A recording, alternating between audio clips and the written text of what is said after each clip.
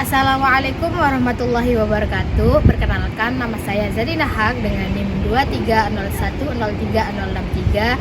Saya mahasiswi Universitas Islam Negeri Mataram, lebih tepatnya di Fakultas Tarbiyah dan Keguruan, program studi Tadris Matematika.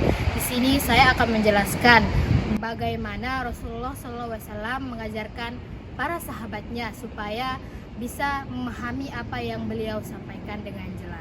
Video kali ini saya buat untuk menyelesaikan tugas akhir pada mata kuliah Psikologi Pembelajaran Matematika yang diampu oleh Bapak Ervin Effendi MPT. Rasulullah Shallallahu Alaihi Wasallam sebagai suri tauladan kita dalam menuntut ilmu. Rasulullah Shallallahu Alaihi Wasallam mengajarkan kita atau mengutamakan ilmu sebagai salah satu perjuangan atau kewajiban kita sebagai umat Islam. Dalam sabda beliau, tuntutlah ilmu dari buayan hingga ke liang lahat. Hadis riwayat Ibnu Majah. Hadis ini bisa menyampaikan bahwa maksud dari hadis tersebut adalah kita sebagai umat Islam menuntut ilmu adalah kewajiban kita dari masa anak-anak hingga sampai akhir hayat nanti. Dan juga menuntut ilmu itu tidak cukup hanya satu ilmu saja yang kita dapatkan, tetapi kita menuntut ilmu seluas-luasnya, karena dalam hadis tersebut, hadis yang sebelumnya saya sudah sampaikan tadi, bahwa kita tidak boleh hanya puas dengan satu ilmu, tapi kita harus tetap haus dengan ilmu yang kita dapatkan atau yang belum kita dapatkan sekalipun, karena dengan ilmulah kita bisa bermanfaat di dunia maupun di akhirat. Nah, pada kesempatan kali ini saya akan memberikan atau mengajarkan, menyampaikan metode dari Rasulullah, salah satu metode mengajarnya beliau, yaitu diskusi dan tanya jawab. Diskusi dan tanya jawab adalah bagian integral dari proses mencari ilmu, mengajarkan ilmu dalam Islam. Nabi Muhammad SAW mendorong umat untuk bertanya jika tidak memahami apa yang beliau sampaikan, dan beliau sendiri tidak enggan untuk berdiskusi dengan sahabat mengenai beberapa topik. Hal ini membuktikan bahwa Islam tidak hanya mendorong pembelajaran formal, tetapi juga mengutamakan interaksi dan dialog. Adapun arti dari surah Al-Alaq ayat 1 sampai dengan 5, di sana dia berkaitan dengan diskusi dan tanya jawab. Dengan bacaan artinya itu, bacalah dengan menyebut nama Tuhanmu yang menciptakan manusia dari segumpal darah. Bacalah, dan Tuhanmu Maha Pemurah yang mengajarkan manusia dengan pena dan mengajarkan manusia apa yang belum diketahuinya. Ayat ini menekankan pentingnya membaca dan belajar, yang menjadi langkah pertama dalam menuntut ilmu. Dalam konteks diskusi, ini menunjukkan bahwa ilmu berasal dari Allah dan diajarkan kepada manusia melalui berbagai cara, termasuk melalui perbincangan dan pengajaran. Pada surah Az-Zumar ayat 9, yang artinya, apakah orang yang beribadah di waktu malam dengan sujud dan berdiri, takut kepada akhirat dan mengharap rahmat Tuhannya sama dengan orang yang tidak? Ini mengajarkan bahwa pencarian ilmu dan pemahaman yang mendalam akan mengarah pada keimanan dan ibadah yang lebih baik. Diskusi dalam konteks ini adalah bentuk usaha untuk memperoleh pengetahuan dan pemahaman yang benar.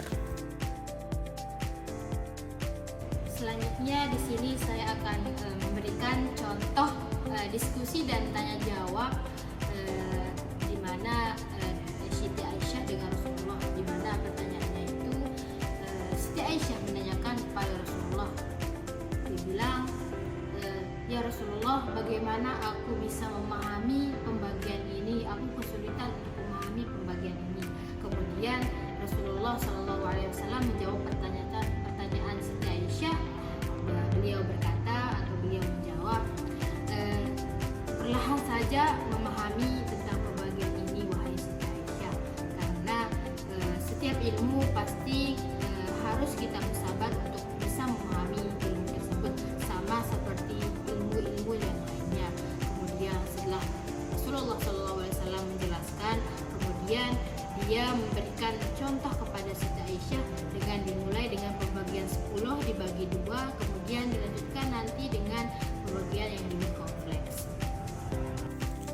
Nabi Muhammad SAW sendiri selalu berusaha untuk mempelajari dan mengajarkan ilmu, serta mendorong sahabat-sahabatnya untuk bertanya dan berdiskusi. Beliau sangat terbuka terhadap pertanyaan dan berdiskusi dengan para sahabatnya tentang berbagai masalah agama dan kehidupan. Salah satu contoh penting adalah ketika sahabat bertanya tentang ayat-ayat yang turun, dan Nabi menjelaskan dengan sabar serta mendalami pertanyaan mereka. Contoh dalam hadis untuk tentang tanya jawab dan diskusi, salah satunya itu hadis yang bunyinya itu, jika kamu tidak tahu maka tanyakan kepada ahli ilmu. Hadis ini diriwayatkan oleh Al-Bukhari dan Muslim. Nah, hadis ini menunjukkan bahwa Nabi mendorong umat untuk bertanya kepada orang yang lebih berilmu ketika mereka tidak tahu. Diskusi dan tanya jawab adalah cara untuk mendapatkan ilmu yang benar. Nah, dalam hadis ini interaksi dan diskusi. Jika salah seorang dari kalian bertanya, maka janganlah kalian marah atau cepat-cepat menjawab. Berikanlah waktu dan jawaban dengan cara yang baik. Itu adalah salah satu juga hadis dari riwayat Abu Daud. Nah, maksud dari hadis itu menunjukkan pentingnya kesabaran dan cara yang baik dalam menjawab pertanyaan, baik dalam diskusi maupun tanya jawab. Nabi Muhammad SAW mengajarkan bahwa memberi penjelasan dan memberikan jawaban yang benar dengan sabar adalah bagian dari pendidikan yang baik. Jadi kesimpulannya, Nabi Muhammad SAW bukan hanya sebagai pembawa wahyu, tetapi juga sebagai suri tauladan dalam menuntut ilmu dan mengajarkan ilmu kepada umatnya. Beliau selalu mendorong umat untuk bertanya, berdiskusi dan mencari ilmu, serta memberikan perhatian besar terhadap cara-cara yang baik dalam tanya jawab. Prinsip-prinsip ini tercermin dalam Al-Quran dan hadis yang menekankan pentingnya diskusi dan pembelajaran yang berkelanjutan dalam kehidupan seorang muslim.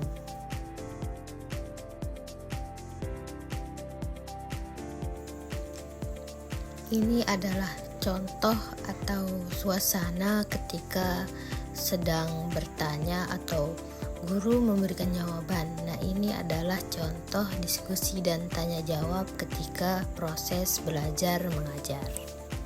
Salah satu contoh untuk diskusi dan tanya jawabnya di dalam kelas itu seperti ini.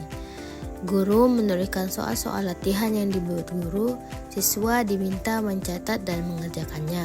Terus kemudian guru meminta siswa mengerjakan latihan soal dari buku ajar dengan nomor yang sudah ditentukan. Guru berkeliling meriksa pekerjaan siswa. Beberapa siswa bertanya saat guru menghampiri siswa. Nah, beberapa siswa bertanya pada guru dengan maju ke depan saat guru duduk di kursi. Guru membimbing dan menjelaskan kepada siswa yang bertanya ke depan. Nah, guru mengajak siswa membahas soal nomor 5-9 yang belum dibahas untuk dibahas bersama. Guru juga membahas beberapa cara menyelesaikan masalah kaidah pecahan. Guru meminta beberapa siswa maju mengerjakan kemudian menjelaskannya. Siswa kemudian maju dan mengerjakannya. Setelah itu, guru mengajak siswa lain untuk maju mengerjakan nomor berikutnya, tapi siswa tidak ada yang maju sehingga guru memberi masukan bahwa hal itu adalah kebiasaan jelek.